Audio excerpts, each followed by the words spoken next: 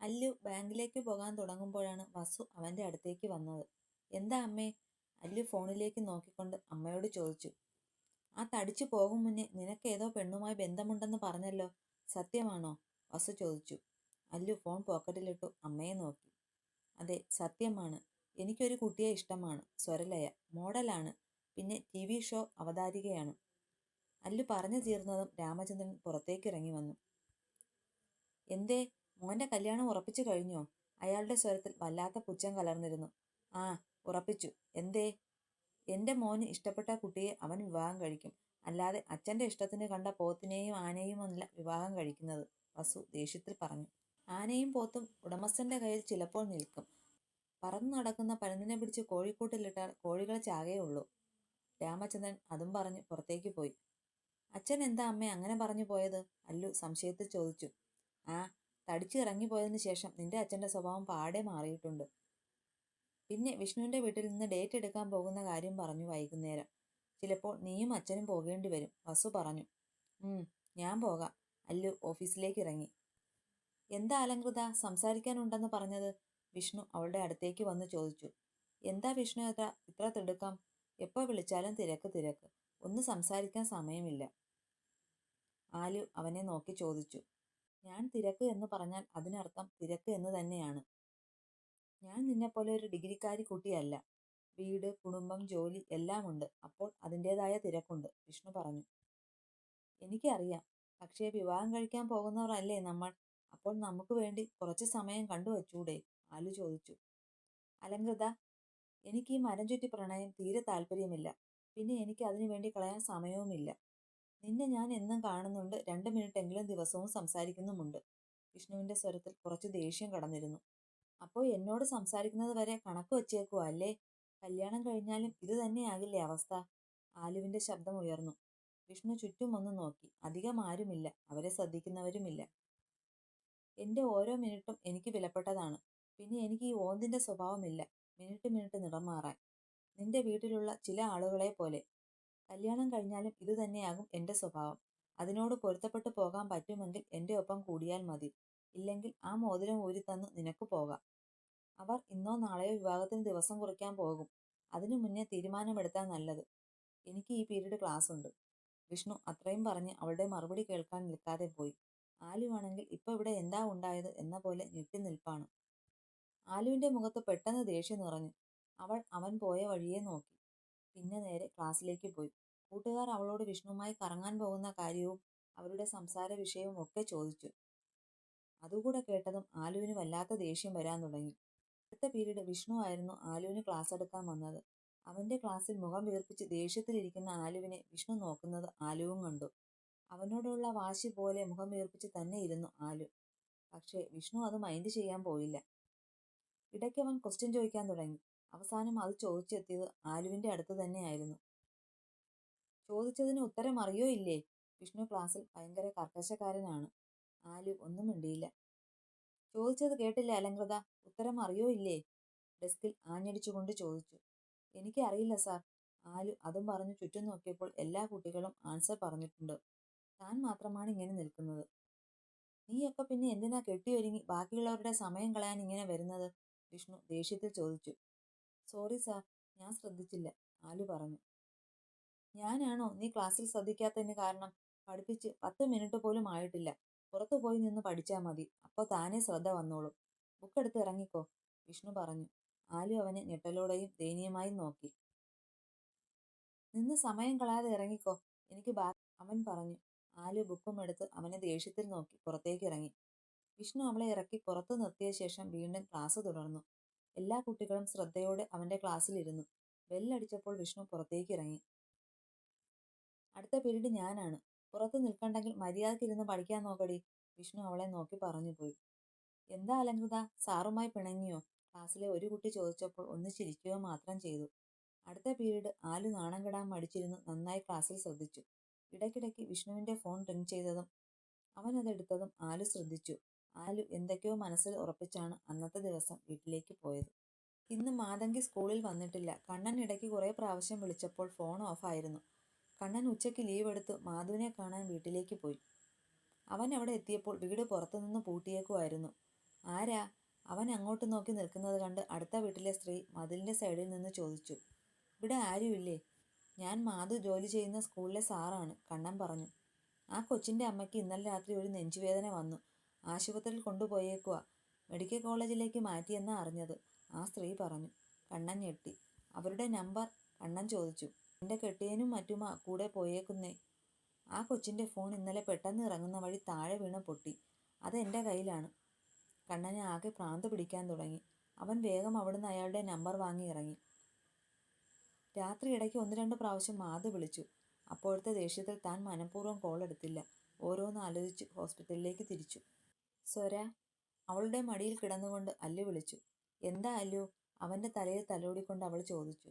ഇനി അധിക ദിവസമില്ല നമ്മൾ തമ്മിലുള്ള ഈ ബന്ധം വിവാഹത്തിലേക്ക് എത്താൻ, അല്ലു ചിരിയോടെ അവളുടെ കൈയെടുത്ത് ചുംബിച്ചുകൊണ്ട് പറഞ്ഞു. ഞാനും ആ ദിവസത്തിന് വേണ്ടിയാണ് കാത്തിരിക്കുന്നത്. അവിടെ അമ്മയും അച്ഛനും ഒക്കെ നമ്മുടെ കാര്യങ്ങൾ അറിഞ്ഞോ? അവൾ ചോദിച്ചു. അറിഞ്ഞു. അച്ഛന് ചെറിയ കല്ലുകടി ഉണ്ട്. അതാ തടിച്ചു ഒഴിഞ്ഞു പോയതിൻ്റെയാണ്. അത് പതിയെ മാറിക്കോളും. പിന്നെ അമ്മ നാളെ വേണമെങ്കിൽ നിന്നെ മരുമകളായി സ്വീകരിക്കാൻ തയ്യാറാണ്, അവൻ പറഞ്ഞു. അച്ഛൻ്റെ പിണക്കം ഞാൻ വന്നിട്ട് മാറ്റിക്കോളാം. എനിക്ക് നാളെ ഒരു പ്രോഗ്രാം ഉണ്ടല്ലോ, ചെന്നൈയിലാണ്. ഞാൻ ഇന്ന് രാത്രി പോകും. പിന്നെ ഇത് ചിലപ്പോൾ എൻ്റെ ലാസ്റ്റ് പ്രോഗ്രാം ആയിരിക്കും, അവൾ പറഞ്ഞു. അല്ലു അവളുടെ മടിയിൽ നിന്ന് എഴുന്നേറ്റിരുന്നു. ഞാനൊരു കാര്യം പറഞ്ഞാൽ താൻ വേറെ ഒന്നും വിചാരിക്കരുത്, അല്ലു പറഞ്ഞു. എന്താ അല്ലു? തനിക്ക് വിവാഹം കഴിഞ്ഞാലും തൻ്റെ ജോലികൾ ചെയ്തുകൂടെ? എന്തിനാ നല്ലൊരു ജോലി കളയുന്നത്? അവൻ്റെ ചോദ്യത്തിന് അവൾ പുഞ്ചിരിച്ചു. ഇത്രയും ഞാൻ ജോലിക്ക് വേണ്ടി തന്നെയല്ലേ നടന്നത്. പിന്നെ അത്യാവശ്യം ബാങ്ക് ബാലൻസ് എൻ്റെ അക്കൗണ്ടിലുണ്ട്. ഇനി എനിക്ക് ഫ്രീ ആയി ജീവിക്കണമല്ലോ, നീയും ഞാനും നമ്മുടെ കുഞ്ഞുങ്ങളും ഒക്കെയായി. അവൻ്റെ തോളിലേക്ക് തല ചായച്ചുകൊണ്ട് പറഞ്ഞു. ഓക്കെ, തൻ്റെ ഇഷ്ടം അങ്ങനെയാണെങ്കിൽ അങ്ങനെ ആയിക്കോട്ടെ. ഞാൻ ഇറങ്ങട്ടെ. ഇനി നാളെയും മറ്റന്നാളും ഓഫീസിൽ തിരക്കാണ്. ഞാൻ വിളിക്കാം, അവളുടെ കവിളിൽ തട്ടി പറഞ്ഞു. ശരിയല്ലോ. കണ്ണൻ ഹോസ്പിറ്റലിലെത്തുമ്പോൾ പുറത്ത് ഒരു ആൾക്കൂട്ടം കണ്ടു അവൻ അങ്ങോട്ട് പോയി. അവൻ എന്തോ ഒരു പേടി തോന്നി. അവൻ ആളുകളെ വകഞ്ഞു മാറ്റി അതിനിടയിലൂടെ മുന്നിലേക്ക് ചെന്നു. അവിടെ ഏതോ ഒരു കുട്ടി മരിച്ചു. അതിൻ്റെ ബന്ധുക്കൾ ആ ശരീരവും വെച്ച് അവിടെ സമരത്തിനുള്ള പുറപ്പാടാണ്. കണ്ണൻ വേഗം ആ സ്ത്രീ കൊടുത്ത നമ്പറിലേക്ക് വിളിച്ചു. പിന്നെ അയാൾ പറഞ്ഞ സ്ഥലത്തേക്ക് പോയി. അവിടെ എത്തുമ്പോൾ മാധു നിലത്തിരിപ്പുണ്ട്. കുറച്ചു മണിക്കൂറുകൾ കൊണ്ട് അവളുടെ കോലം തന്നെ മാറി. മാധു, അവളെ തട്ടി വിളിച്ചു കണ്ണൻ. അവൾ മുഖമുയർത്തി അവനെ നോക്കി. അമ്മയ്ക്ക് എങ്ങനെയുണ്ട്? ഡോക്ടർ എന്താ പറഞ്ഞത്?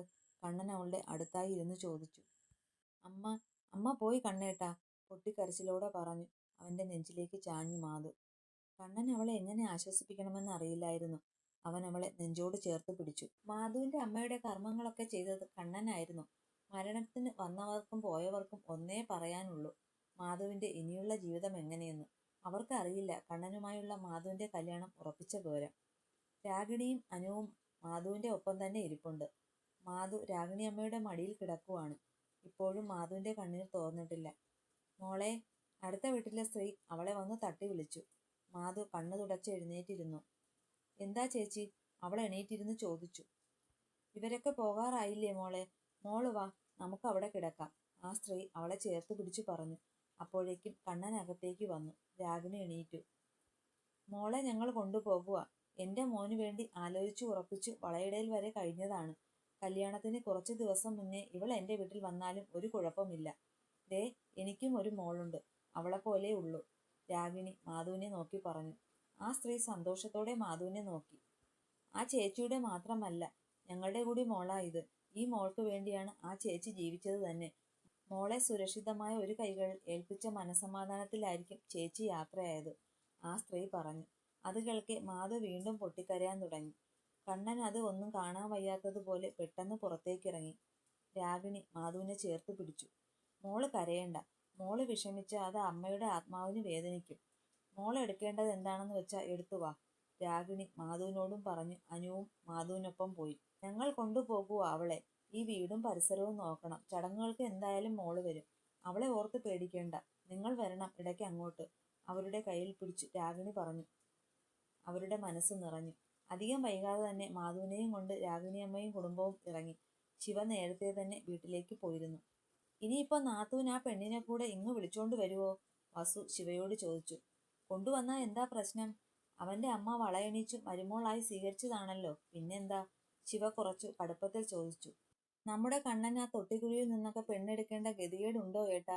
പെണ്ണ് കാണാൻ കൊള്ളാം എന്ന് പറഞ്ഞ് ഒരു കുടുംബം വേണ്ടേ? പോരാത്തതിന് ലോണൊക്കെയുണ്ട്.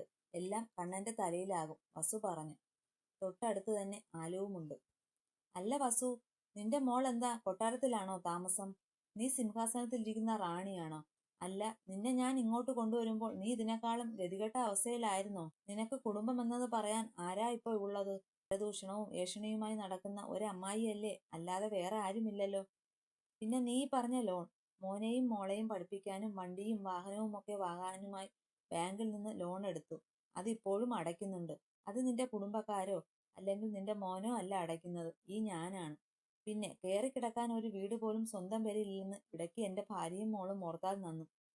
വസു പറഞ്ഞതിന് മുഖത്തടിക്കും പോലെ രാമചന്ദ്രൻ മറുപടി കൊടുത്തു. വസുന്ധരെ, നീ ഇത്രയ്ക്ക് തരം താഴ്ന്നവളാണെന്ന് അറിയാൻ ഞങ്ങളൊക്കെ കുറച്ചു വൈകി. പിന്നെ എന്റെ ഭാര്യ ആ കുട്ടിയെ കൊണ്ടുവന്നാൽ അവളിവിടെ മകളായി തന്നെ കാണും. മരണച്ചടങ്ങുകൾ കഴിഞ്ഞു അവനൊരു താലി അമ്പലത്തിൽ വെച്ചോ വീട്ടിൽ വെച്ചോ എവിടെ വെച്ചെങ്കിലും കെട്ടിക്കോളും.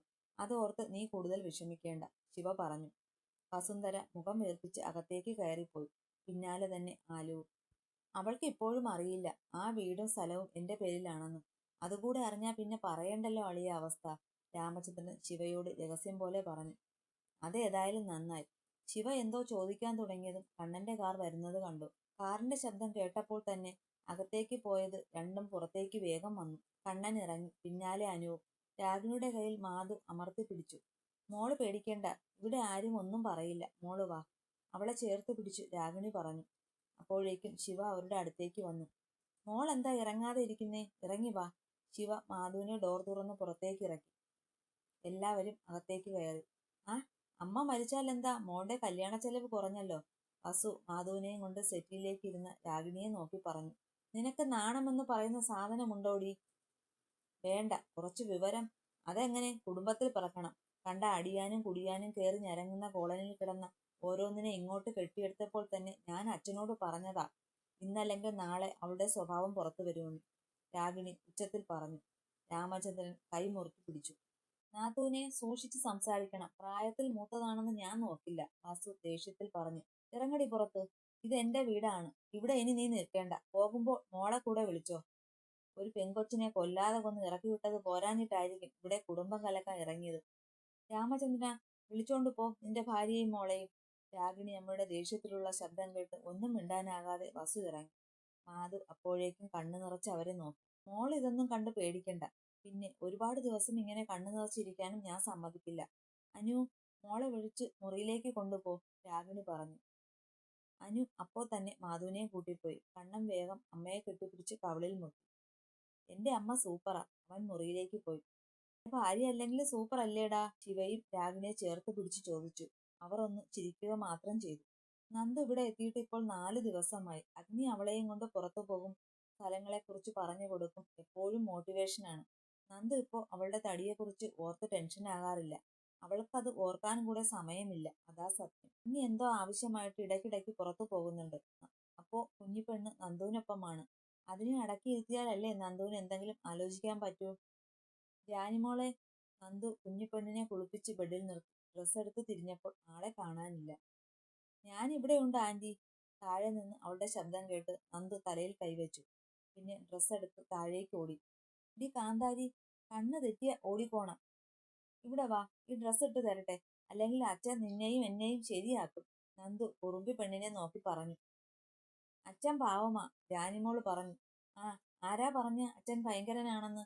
നീ വന്നേ, എന്നിട്ട് നമുക്ക് പുറത്തൊക്കെ ഒന്ന് നടന്നിട്ട് വരാം, നന്ദു പറഞ്ഞു. അപ്പോഴേക്കും ജാനു ഓടി അവളുടെ അടുത്തേക്ക് വന്നു. സംഭവം നന്ദുവിനൊപ്പം വീടിന്റെ പുറത്തൊക്കെ ജാനു ചുറ്റി നടക്കും. ഇടയ്ക്ക് രണ്ടും കൂടെ ചെറിയ ചെറിയ എന്തെങ്കിലും കളികളൊക്കെ കളിക്കും. അഗ്നി മോളെ അങ്ങനെ വീടിന് പുറത്ത് ഇറക്കില്ല, അതിനവന് സമയവുമില്ലായിരുന്നു. എങ്ങോട്ട് പോകുന്ന കാര്യമാ രണ്ടും കൂടെ പറയുന്ന, അഗ്നി അകത്തേക്ക് വന്ന് ചോദിച്ചു. ഞാനും ആന്റിയും പുറത്ത് കളിക്കാൻ പോവുക, ജാനി ചിരിയോടെ പറഞ്ഞു. അഗ്നി നന്ദുവിനെ ഒന്ന് നോക്കി. രണ്ടിനെയും എടുത്ത് പുറത്ത് കളയും ഞാൻ. അപ്പോ താനാണ് ഈ പൊടിക്കുപ്പിയെ ഇവിടെ മൊത്തം ചുറ്റി കാണിക്കുന്നതല്ലേ, അഗ്നി ചോദിച്ചു. അത് ഞങ്ങൾ ബോറടിച്ചപ്പോ, നന്ദു പറഞ്ഞു. ആ, ഇനി ബോറടിക്കില്ലായിരിക്കും, നാളെ തന്നെ തനിക്ക് ഹോസ്റ്റലിലേക്ക് മാറാം, അഗ്നി പറഞ്ഞത് കേട്ട് രണ്ടുപേരുടെയും മുഖം മങ്ങി.